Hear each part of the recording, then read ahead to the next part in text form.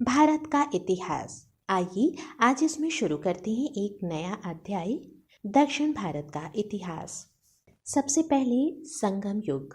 संगम का आशय तमिल कवियों, विद्वानों, आचार्यों की परिषद, गोष्ठियों, सम्मेलन से है। इन्हीं सभाओं में रचित साहित्य संगम साहित्य कहलाता है। कुल 3 संगम आयोजित किए गए। 3 संगमों का आयोजन पांड्य शासकों के संरक्षण में हुआ था।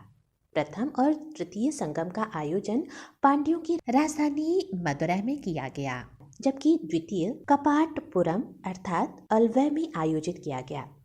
प्रथम संगम के अध्यक्ष अगस्त्य ऋषि थे। प्रथम संगम को सर्वाधिक 89 पांड्य राजाओं ने संरक्षण दिया। द्वितीय संगम का आयोजन अलवै या कपाटपुरम में हुआ। प्रारंभ में इसके अध्यक्ष अगस्त्य ऋषि थे, बाद में तोलकाप्पियर हुए। द्वितीय संगम को 59 पांड्य शासकों ने संरक्षण दिया था।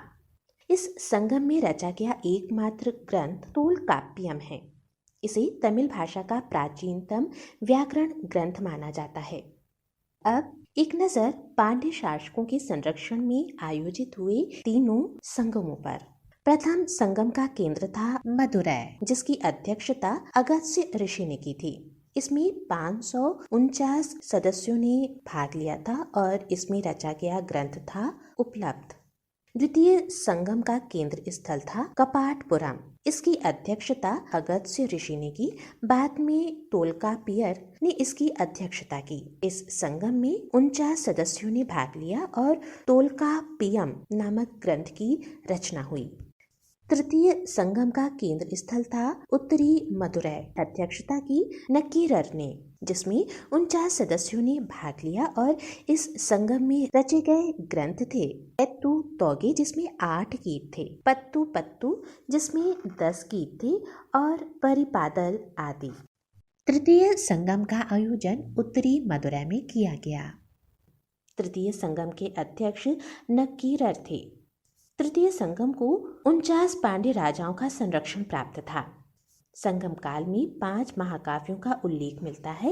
ये हैं शीलपादिकारम, मणि मेखलय, जीवक चिंतामणि, वलयपति, कुंतल केसी। और अब आइए समझते हैं दक्षिण भारत के राजवंशों को। सबसे पहले चेर वंश। संगम साहित्य में 3 प्रमुख राज्यों चेर, चोल, पांड्य राजाओं के इतिहास की रूपरेखा दी गई है। चेर राज्य आधुनिक केरल प्रांत में स्थित था। संगम युग में प्रथम चेर शासक उदयन जेरल था। चेरों का राजचिन्ह धनुष था। चेर शासक शेन गुट्टुवन ने पत्नी पूजा की प्रथा आरंभ की। चोल वंश।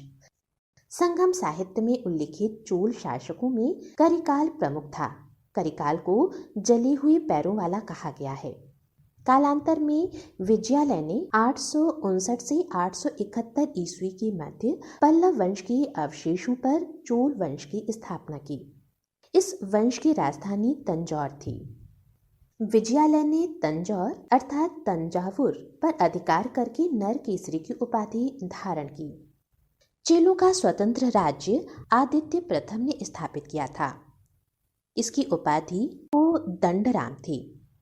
परातंग प्रथम, राजराज प्रथम, राजेंद्र प्रथम, राजेंद्र द्वितीय तथा कुलोतुंग चोल वंश के प्रमुख राजा थे।